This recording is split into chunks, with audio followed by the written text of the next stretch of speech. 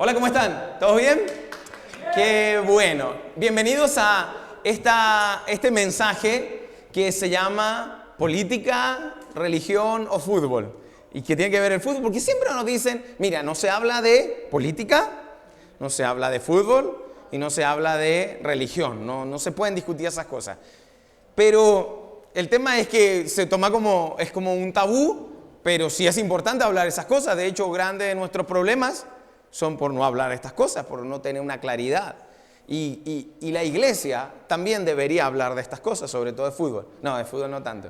Amo esa camiseta. Y les voy a contar un poco parte de mi historia haciendo una introducción. Todavía sueño, yo creo que un par de veces al año, sueño y despierto que estoy entrando a una cancha de fútbol, un estadio lleno, y yo sueño con eso y todavía ahí es frustrante, no se rían. Y sueño y a veces despierto con angustia, a veces emocionado por el sueño, porque es el sueño que yo tuve de ser futbolista. Yo soñaba con eso y todo, entonces Mari y algunos amigos se burlan de mí porque dicen, bueno, ya no está el estadio lleno, se conforma, yo juego los domingos al fútbol, entonces se conforma con 100 viejitos curados que gritan afuera de la cancha. Entonces, pero sí era parte de mi vida. El fútbol de niño jugaba mucho mejor que ahora, y un mal médico una vez dijo que tenía una lesión en mis talones y que yo no podía jugar más al fútbol.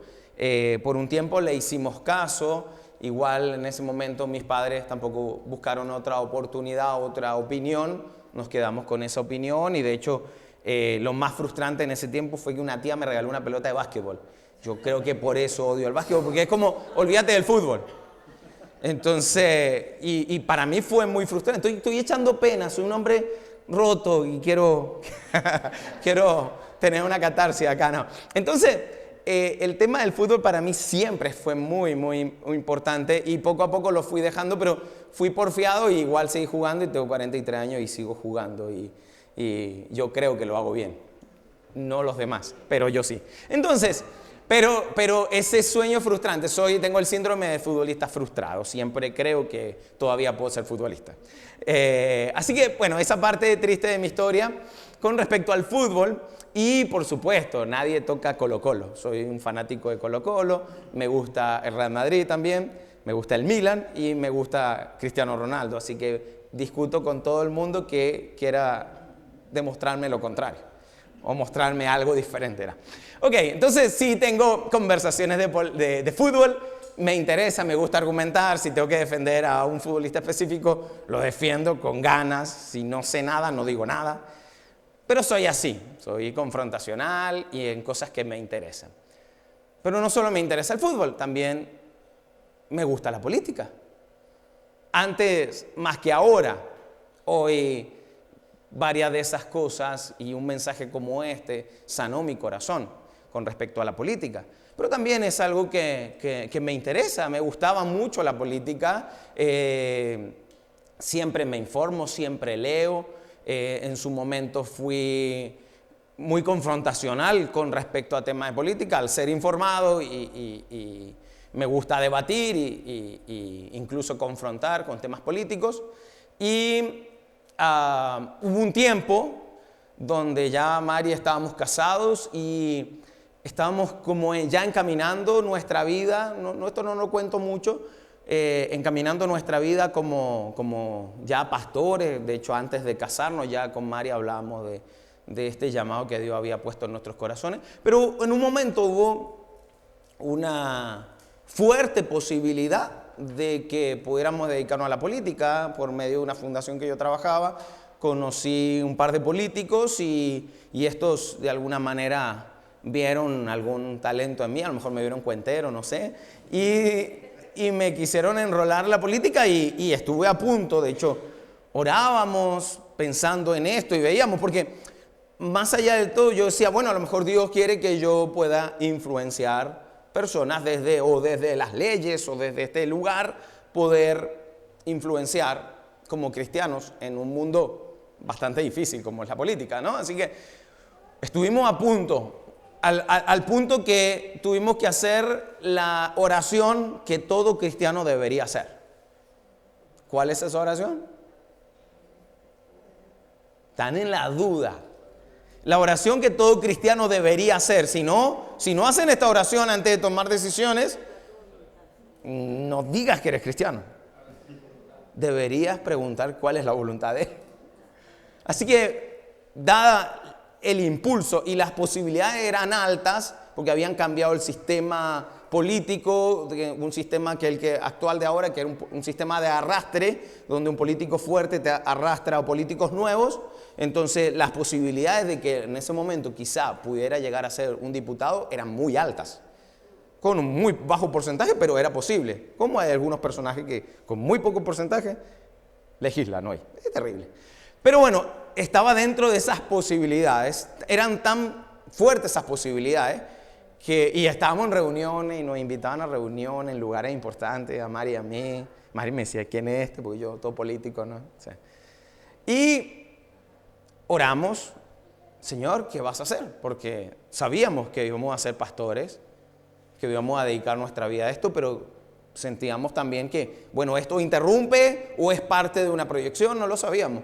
Así que oramos a Dios. No estoy en contra de los cristianos dentro de la política, no estoy en contra de eso. Creo que hay gente que, los cristianos deberíamos estar en todos lados. Pero si era mi llamado o no.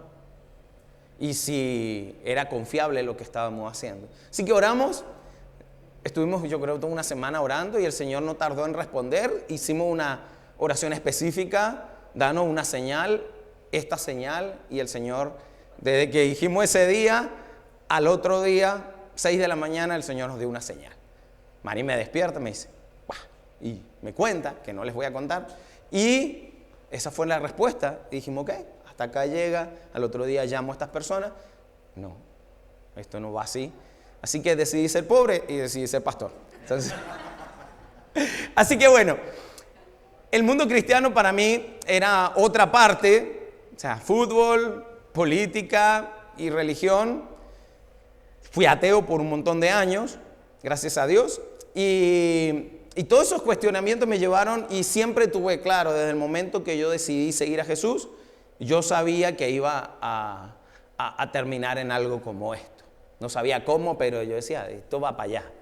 Siempre lo supe, las personas que me conocían sabían que iba para allá, y cuando nos conocimos con Mari, sabíamos que iba para allá. O sea, era muy obvio para alguien que nos conociera. Así que llevar la fe, pero el tema era cómo lo íbamos a hacer, y bueno, decidimos hacer un tipo de iglesia un tanto diferente y todo eso. Así que esa es más o menos mi introducción con respecto a la política, pero en el medio de esto, sin haber sanado y sin haber visto lo que luego les voy a contar, para mí fue, la política era fútbol y religión, temas a conversar, discutir, pelear y romper relaciones. Rompí muchas relaciones, quemé muchos puentes relacionales, primero por mi actitud de ser confrontacional, pero también de tratar de cambiar al otro. Y eso fue una de las cosas que rompió más cosas, y esto se incrementó para el tiempo del estallido social. Todo el mundo discutía con sus amigos, los que lo vivimos, 2019, octubre de 2019, todo el mundo discutiendo con todos, si esto está bien, si esto está mal. Y yo era uno de los que había leído mucho de lo que ocurría con este tipo de estallido. Hay gente que se emocionó mucho. ¡Ah, bien, qué bonito! Y sí, salgamos, peguémosle a la cosa esa. Y yo en el momento digo, no, esto va a causar un desastre, dado lo que había leído. Entonces, desde esa razón, ahora yo me sentía con que tenía que cambiar la mentalidad de la gente, diciéndole que lo que estaban haciendo era mal, partiendo desde mi familia, amigos, cercanos, y al que se me cruzara. Hablarle de lo peligroso que podía ser esto. El punto es que quemé una relación con una persona que estimo mucho. De hecho, fue tan estúpido, una persona que estimo mucho, y discutimos por lo que era Twitter en ese tiempo. O sea, nuestra discusión fue por Twitter. ¡Qué vergüenza! Porque ni siquiera fue por WhatsApp, por último. sea, fue público. Y corté esa relación por años de una persona que yo estimaba mucho y que esa persona me tenía como influencia. Y esa persona siempre tomaba en cuenta, siendo un ateo, tomaba en cuenta mi mirada cristiana. Y yo rompí ese puente por un asunto político. Así que eso me rompió por dentro y yo sentí que no podía vivir así. Así que yo creo que Mario orando todos los días por mí, yo como iba cortando relaciones. Entonces, hasta que me puse a buscar y me encontré con muchas cosas en la Biblia, en mis oraciones, en los mensajes que escucho de las personas que sigo, y todo apuntaba a hablarme lo que les quiero compartir. Una de las cosas principales, y voy a leerle un par de versículos, de qué dice Jesús de esto, o cómo ve, más allá de los asuntos políticos, sino el llamado y la invitación de Jesús ante asuntos como estos. Y no solo en esta área, sino en todo. Entonces, yo estaba buscando y encuentro a Jesús orando. Primero, Él ora, por esto lo vemos en Juan, Él ora por su propia vida, pero luego comienza a orar por sus discípulos. Y luego hace una oración más extendida y que por supuesto nos involucra. Y es así. Jesús comienza a hablar a sus discípulos, ya faltaba muy poco para él ser arrestado. Y Jesús empieza a decir, no voy a estar más tiempo en el mundo, está orando a Dios. Pero ellos están todavía en el mundo y yo vuelvo a ti. O sea, es una oración directa, pero ya empieza a interceder por sus discípulos, que eran, entre comillas, los primeros creyentes en él, ¿no?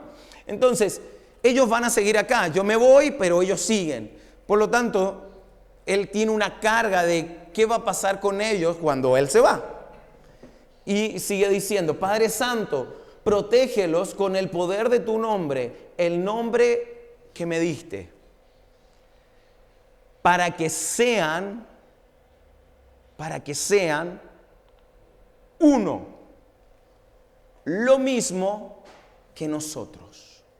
Entonces está orando por sus discípulos. Piensen en esos 12, quizá había más personas en ese momento que él estaba hablando, pero y está diciendo, cuando yo me vaya, ellos van a quedar en este mundo con todas las cosas que hay acá. Entonces oro para que ellos puedan ser uno, así como tú y yo somos uno, que ellos puedan ser uno. Está orando por unidad.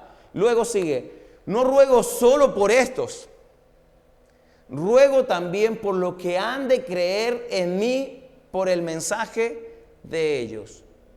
¿De quién está hablando? De nosotros. De ti, de mí.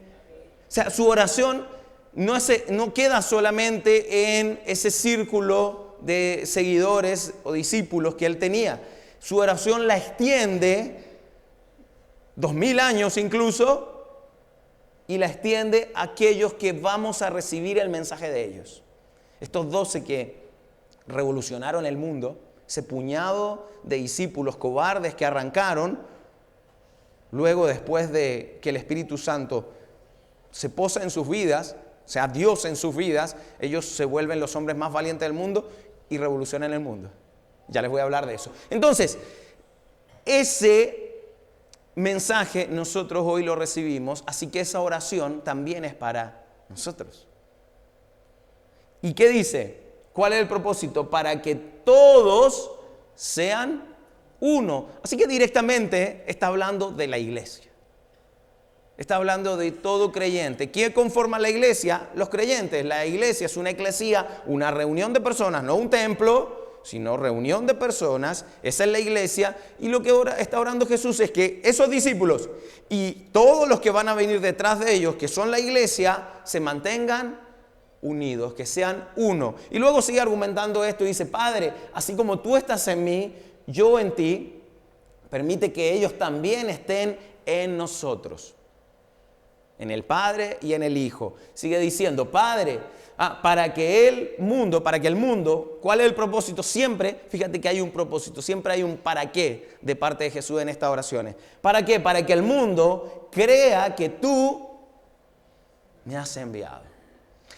En otras palabras, Jesús estaba creyendo en ese momento y su oración es: la manera como la gente va a creer en mí va a ser por lo que vean en ellos, en estos discípulos y en los que van a creer de su mensaje. Está orando por todo eso.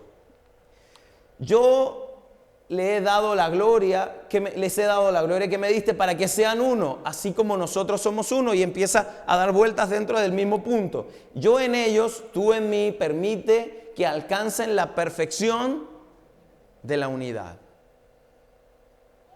Y así el mundo, nuevamente, reconozca que tú me enviaste y que los has amado a ellos tal como me has amado a mí. Que Juan es una de las cartas que yo más he leído, uno de los documentos que yo más he leído, pero nunca tuvo tanto sentido cuando lo leí con respecto a cómo debe ser la iglesia y con respecto a lo que estaba quejando en mi vida, dado el tema de quemar relaciones, incluso con cristianos, por asuntos políticos. Entonces, fue muy revelador para mí lo que Dios me estaba mostrando por algo que había leído tantas veces, pero nunca en mi vida tuvo tanto sentido. Quizá ahora para ti. ¿Por qué? Porque lo que Dios nos está mostrando con esto, siempre hay un propósito. Dios tiene un propósito, pero también hay un solo mensaje. No es un montón de mensajes, es un evangelio.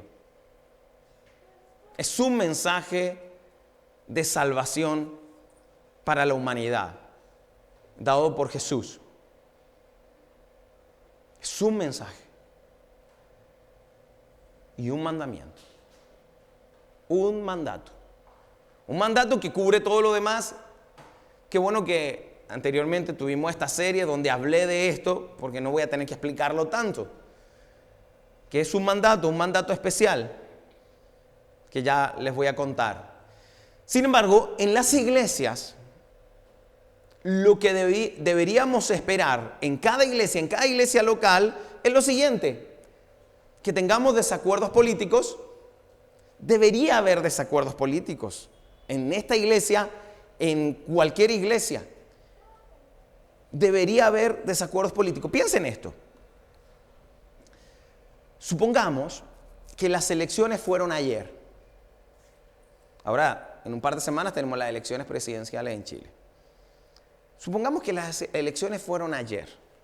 Entonces hay personas que pensaban que querían un candidato u otro y estaban votando por ese candidato y que gane mi candidato y bla, bla, bla, y a lo mejor tienen puestas sus esperanzas en ese candidato.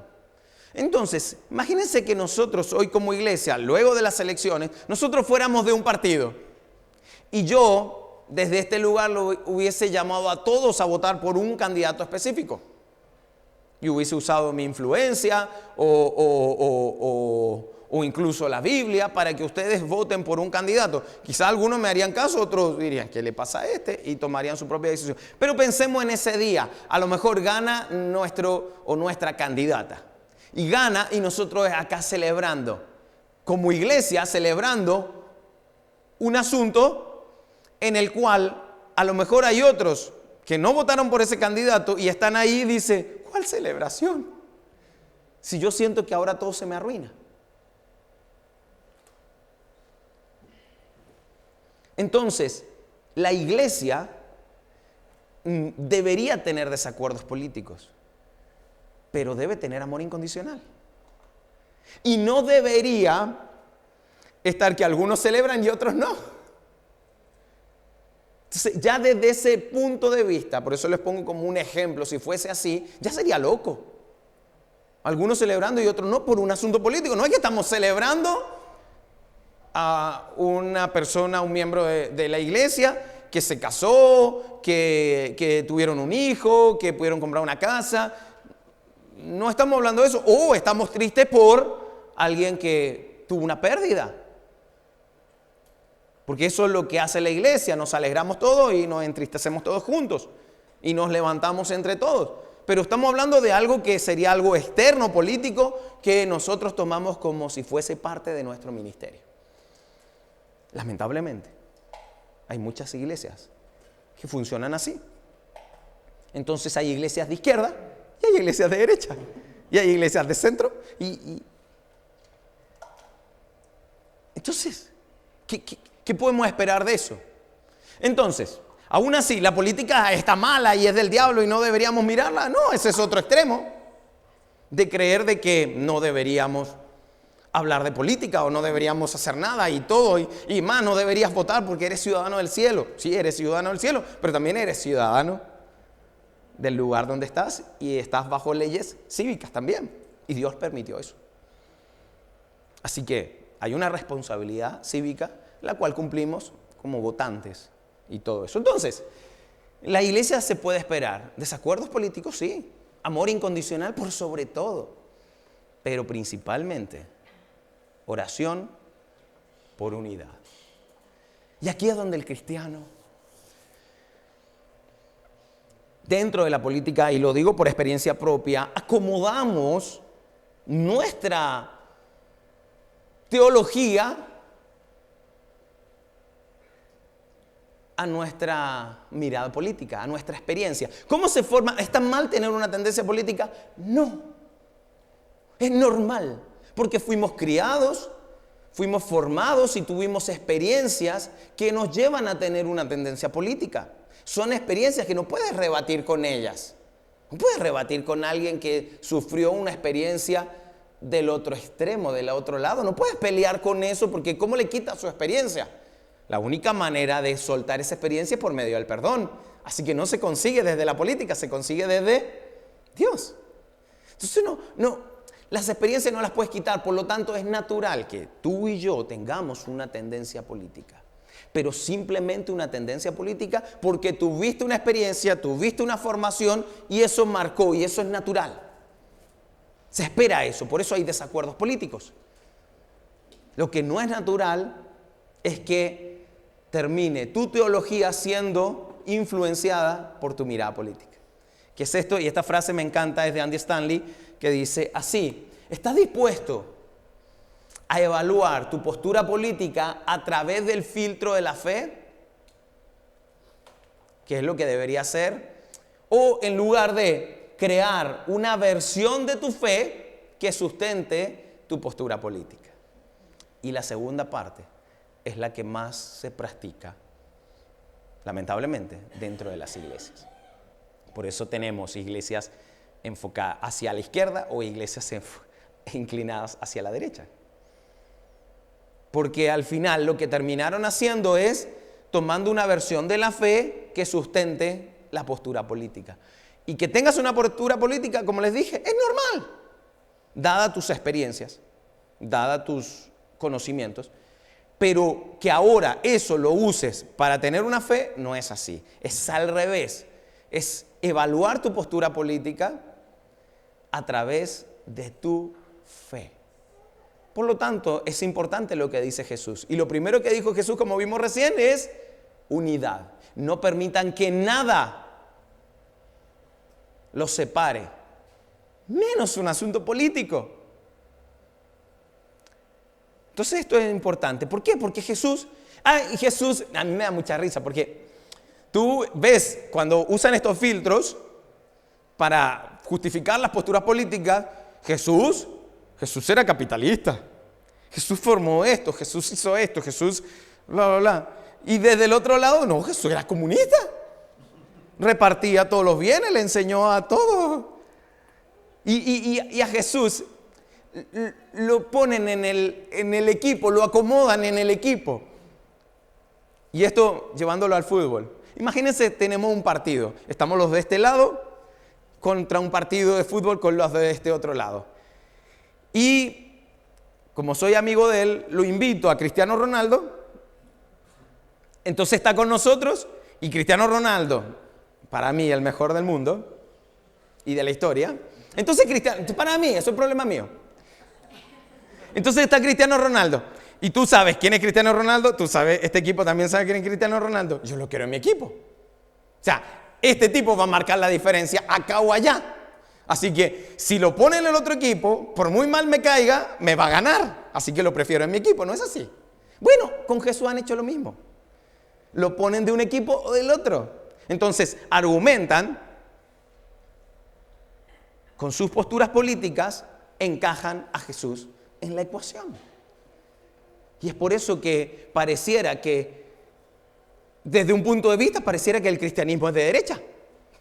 Y desde un punto de vista, pareciera que el cristianismo es de izquierda. ¿Quién tiene la razón ahí? ¿Qué hizo Jesús? Me encanta Tony Evans, un pastor famoso en los Estados Unidos, dice lo siguiente: Jesús no vino a tomar partido. Jesús vino a hacerse cargo. No a tomar partido, no a tomar una postura. Y la tentación era fuerte. Jesús estaba y tenía, por un lado, el templo judío, todas las personas, toda la nación, los judíos, lo pudieron haber escuchado si él hubiese hecho lo que ellos querían. Y por el otro lado estaba el imperio. No el imperio, sino el imperio romano. Y estaba el imperio del otro lado. Y Jesús no tomó partido, no se fue ni al templo, ni a los romanos. Es más, se le vio ayudando a romanos, se le vio criticando judíos y sirviendo judíos. Y había otro grupito para los revolucionarios, que eran los celotes. De hecho, Simón, el celote, una de las formas, se dice que se acercó a Jesús, era justamente para que él cubriera la causa de los celotes, de ir por una revolución, porque era un grupo de personas que querían hacer una revolución e ir en contra de los romanos y criticaban a los judíos por no hacerle frente. Así que decían, si Jesús se nos suma a nuestra causa, vamos a mover gente. Así que, mira, probablemente dos posturas fuertes, una no tanto, y Jesús no tomó partido. Jesús se hizo cargo. ¿Cómo se hizo cargo? Haciendo lo que él tenía que hacer y luego poniendo en manos de sus discípulos los demás, obviamente acompañados por él, ¿sí? Así que, y que este movimiento de hacerse cargo iba a cambiar el mundo. Iba a cambiar las leyes, iba a cambiar todo. Y desde el punto de vista de un pacifista, como Jesús, que lo llaman algunos, pero de un hombre, un judío, un carpintero judío, asesinado y luego resucitado, y un grupo de ex cobardes, y que ellos cambiaran el mundo desde ese punto de vista, era una locura. Ellos van a influenciar todas las leyes del mundo. Es una locura. Entonces uno puede decir, pero un pensar así de que el cristianismo con su pensamiento va a cambiar el mundo, ¿no les parece muy ingenuo? Cuando escuchas a un cristiano decir, ¿sabes qué? Yo no tomo partido, yo creo en Jesús, yo creo en esto, yo creo en el movimiento que debemos hacer los cristianos, yo creo en un mensaje de revolución, de amor. Entonces tú dices, aunque hay políticos que prometen el trato con amor, ¿ok? Entonces, pero una revolución de amor es muy ingenuo. Y de esto quiero hablarles. Es muy ingenuo mirarlo y decir desde un discurso cristiano, y quizá por eso los cristianos endurecen su discurso para tener algún argumento de no quedar como ingenuos, diciendo que Jesús lo puede hacer con amor. Para no quedar como ingenuo, quizás en ese momento es que ponen argumentos y eso los termina acercando a su postura política. Para poder darle argumento a esto tan ingenuo de vamos a cambiar el mundo. Pero no se crean. Como les dije, les he hablado de la ley de Cristo. ¿Qué es la ley de Cristo? Ámense como yo los he amado. Ámense como yo los he amado. Esa es la ley de Cristo. Esa ley, ese nuevo mandato, cubre todo el antiguo pacto, los 10 mandamientos. Este mandato cubre todo. No es que lo elimina. No es que lo dice, ya, esto no vale. Jesús dijo, no vine a cumplir no vine a abolir la ley, vine a cumplirla. La cumple y pone un mandato que cubre todo eso. Así que Jesús pone la ley de Cristo. Y Pablo, que lo podemos ver, Pablo escribe gran parte de lo que es el Nuevo Testamento. Pablo, en cada una de sus cartas, y no solo Pablo, los demás escritores también, pero Pablo es muy directo con la ley de Cristo, porque la enseña a aplicar, enseña a cómo se aplica. No cómo se dice, cómo se hace, cómo se aplica. Y él pone todo el tiempo diferentes ejemplos de cómo funciona la ley de Cristo. Elegí uno, tengo varios, pero elegí uno. Dice, ayúdense unos a otros, en la carta a Gálatas, unos a otros a llevar sus cargas. Y así cumplirán la ley de Cristo, dice Pablo. ¿Qué es lo que está mostrando? Mira, en la práctica, cómo se ve amar a otros como Jesús nos amó, es que si alguien tiene una carga, Jesús llevó tus cargas. Bueno, tú también puedes llevar las cargas de otros. Así que trata a otros como Jesús te ha tratado a ti. ¿Jesús ha tomado tus cargas? Sí. Ok, haz lo mismo con las cargas de otros. Eso es aplicar la ley de Cristo. Y ese es un ejemplo de te vuelves loco cuando comienzas a entender la ley de Cristo, cómo Pablo enseña tanto este punto. Prácticamente en todo. Entonces, ¿qué hace la ley de Cristo? Y con esto quiero mostrarle 4 puntos de lo que hace que esto no se vea ingenuo, que esto es real y que ha funcionado por la historia desde hace 2000 años.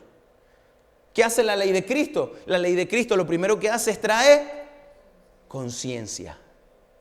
Cuando tú aplicas la ley de Cristo, traes conciencia. Imagínate, alguien te hace daño y tú perdonas. Rompes. ¿Vieron la esposa de este muchacho que fue asesinado? Y ella va y dice y elige desde su cristianismo, desde su decisión, desde la ley de Cristo, dice, yo perdono. Yo elegí perdonar a esa persona. ¿Y qué hace? Todo el mundo hablando del asunto. Porque es contracorriente. El discurso, imagínate si ella se hubiese parado y ella hubiese dicho que lo persigan hasta que se pudra. Claro, por ser cristiana la criticarían por hacer eso, ¿no? Pero es lo normal, es lo que una persona dolida diría en el funeral de su esposo. Pero rompe y dice, Señor, perdónalo. ¿Por qué? Está aplicando la ley de Cristo porque ya ella entiende que fue perdonada. Así que ahora, como mandato, debo aplicar la ley de Cristo, por lo tanto, ahora yo tengo que perdonar. Y cuando hago eso, eso trae conciencia y rompe el esquema en el mundo. Y esto, el bien, el cristianismo, en su esencia, ha marcado la diferencia en el mundo entero. Por completo, ha traído conciencia donde no la había. Así que voy a ponerle un ejemplo de eso. Había una vez donde el infanticidio era bueno para la sociedad. ¿Qué es infanticidio? Asesinar niños. La gente de la época no había marchas por el tema del aborto. Ellos no abortaban. Ellos mataban a los niños cuando nacían. Y eso era bueno para la sociedad. ¿Por qué? Hoy día te parece una locura. Pero en esos tiempos, si una persona que tenía problemas financieros y les nacía un hijo, porque no tenían la pastilla el día después, ni preservativo, ni nada de eso, nacía un hijo, era un problema si no tenían cómo costearlo. Y ellos decían, va a ser peor que viva sin recursos, así que decidían matarlo o lo que se llamaba por exposición. ¿Y qué significaba la exposición? Es que tomaban al niño, al bebé, y lo sacaban de la ciudad y lo ponían afuera. Y el niño era expuesto o directamente eran asesinados contra la pared de los pueblos, de las ciudades. Y eso así funcionaba el mundo. Y eso era normal incluso podía ser bueno si habían mellizos, si nacían 2 de uno o más, así se eliminaba. O si eran mujeres. Si eran mujeres, las feministas deberían ser todas cristianas. Pues si eran mujeres. Hay una carta que se encontró hace años atrás donde un romano, un militar romano está en la guerra y le escribe a su esposa, y se encontraron algunas partes de esa carta, y este hombre, al enterarse de que su esposa estaba embarazada, había quedado embarazada antes de irse, él le dice: si es niño, quédatelo. En otras palabras, le está dando la opción: si es niña, puedes exponerla. Y esto es lo que ocurría, esto era normal. Hasta que los cristianos tomaron sus tablets, tomaron sus celulares y empezaron a escribir en Twitter, X, Instagram. Se empezaron a juntar, hicieron pancartas y empezaron a hacer marchas por toda la ciudad diciendo: no queremos más infanticidio. ¿Fue así? Porque hoy día, ¿qué cristiana la gente se siente escribiendo por Twitter, Instagram, y poniendo mensajes cristianos? No al aborto, no a esto, no a esto. No digo que esté mal, marcha para esto. Por eso no voy, trato de no ir a marchas. Porque el cristiano se ve mejor haciendo que hablando. Sí, hemos hablado toda la vida.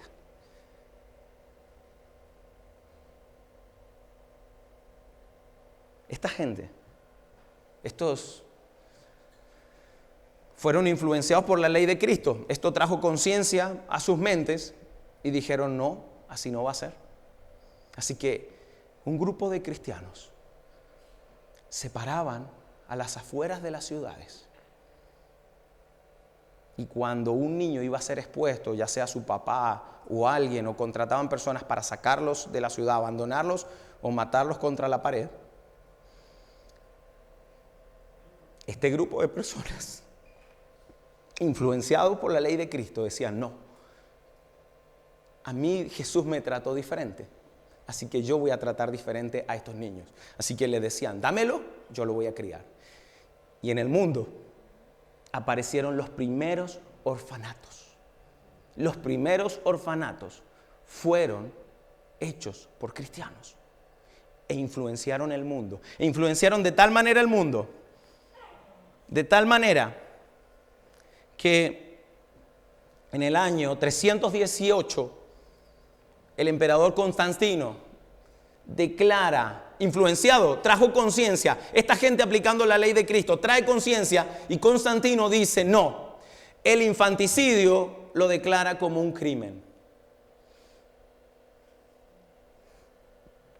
Y esto que te parece ingenuo: pero los cristianos van a hacer una revolución del amor. No, el cristiano haciendo genera una revolución del amor, trae conciencia al mundo, y el mundo encuentra sentido.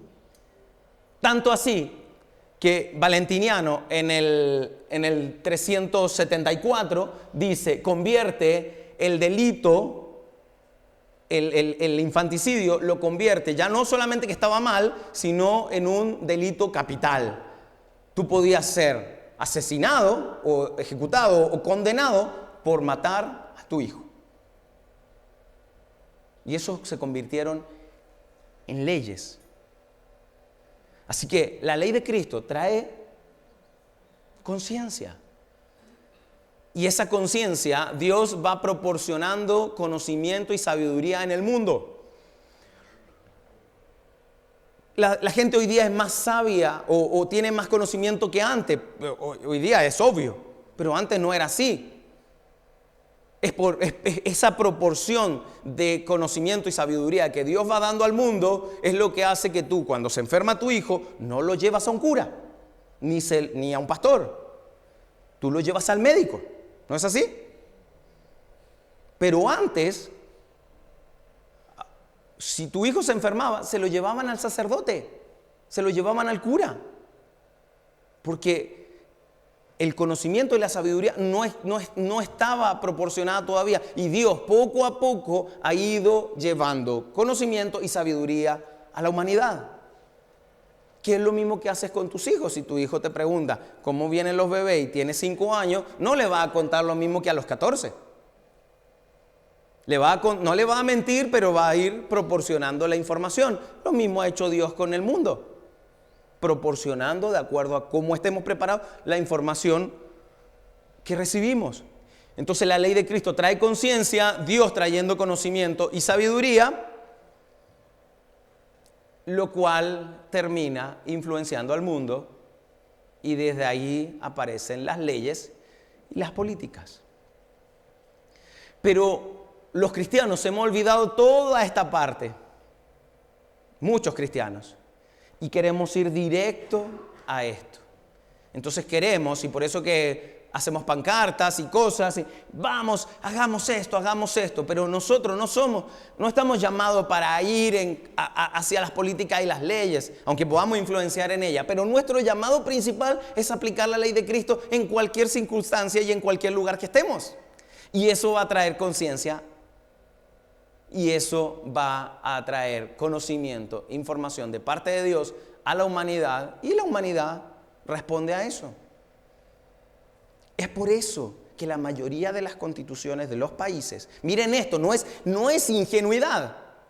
La mayoría de las constituciones de los países están influenciadas gran parte por la Biblia.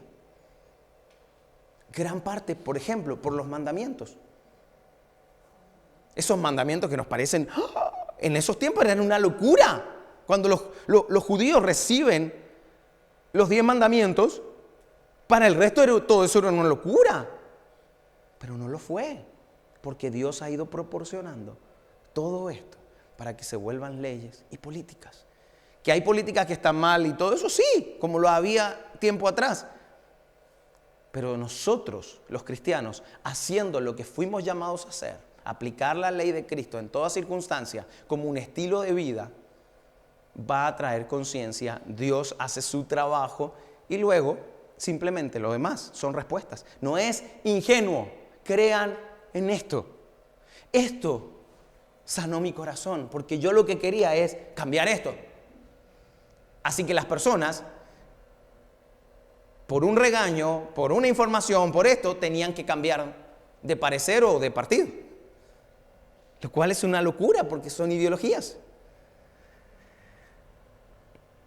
Así que, para ir cerrando, necesitas escuchar. Necesitas escuchar.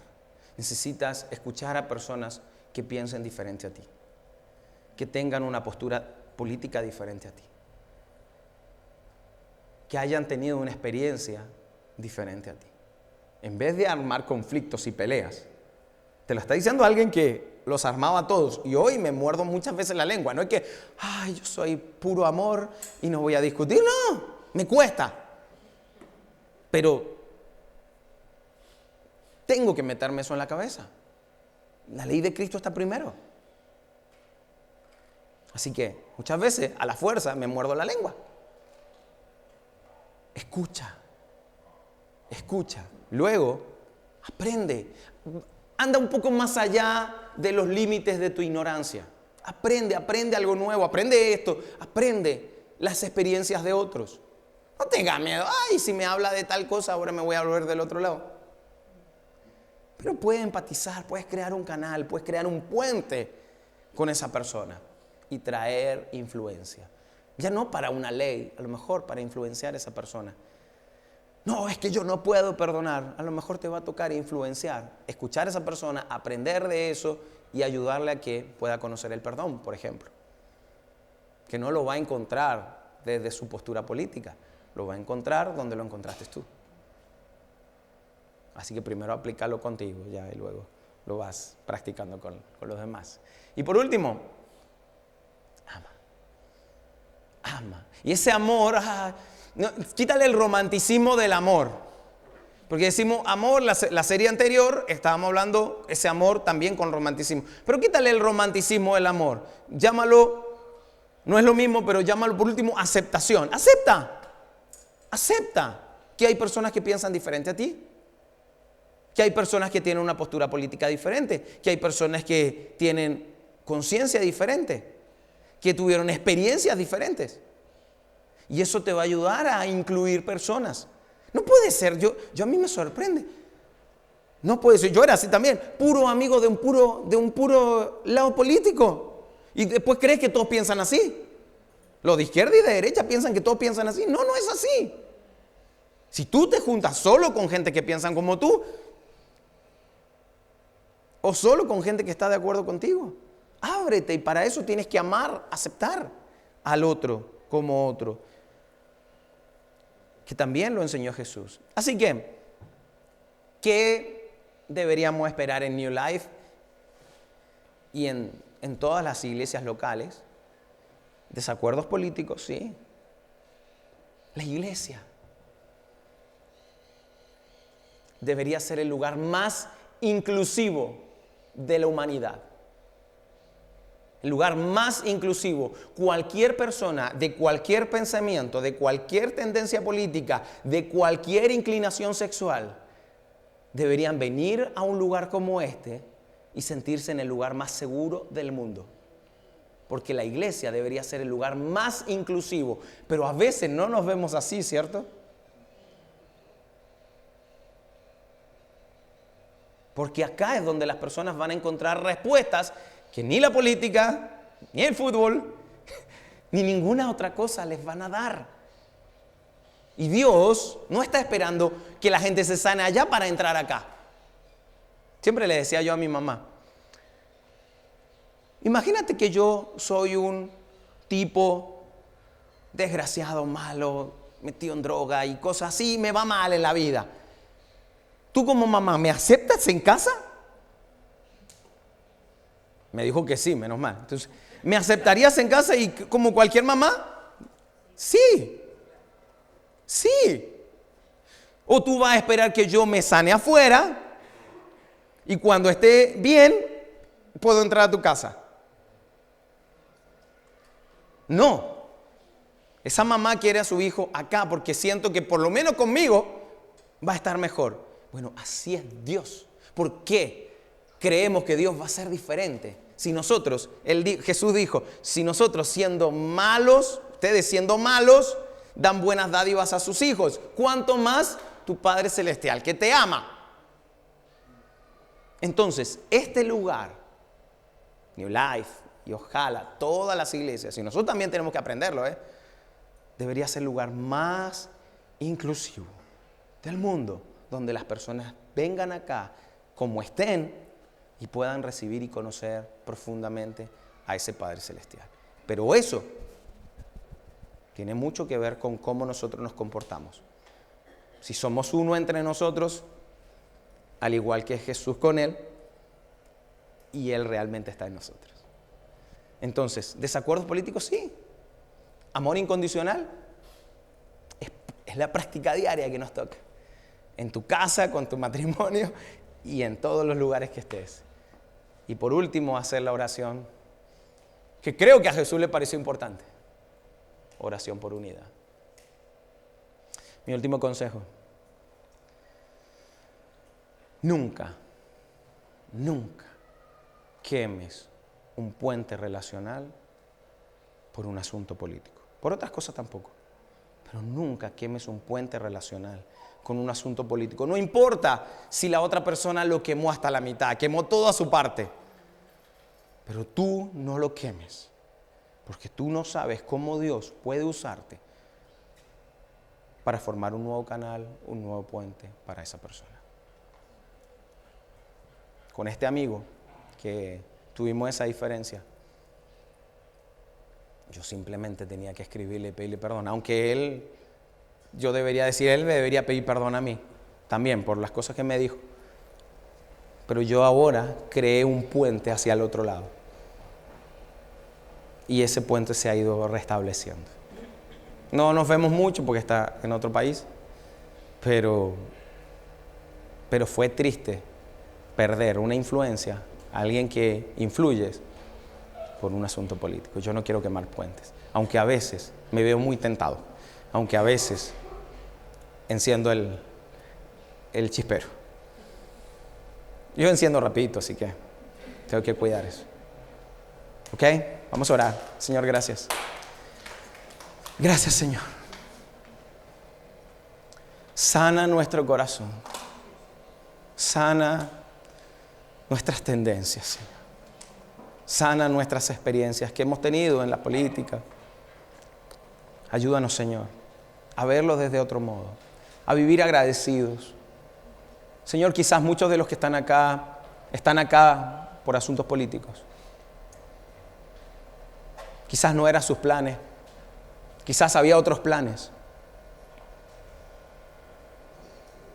Pero si lo miras bien, si ellos entienden tu propósito en sus vidas, quizás la mayoría no tendrían los hijos chilenos que tienen hoy. Si volvieran atrás, no tendrían esos hijos. No serían sus vidas. Señor, ayúdanos a aceptar nuestra vida. Y aquellos asuntos políticos que creemos que fueron una maldición, Señor, ayúdanos a aceptarlos. Ayúdanos a verlos de otra manera. Porque nuestra confianza está puesta en ti, no en quién va a ganar las elecciones.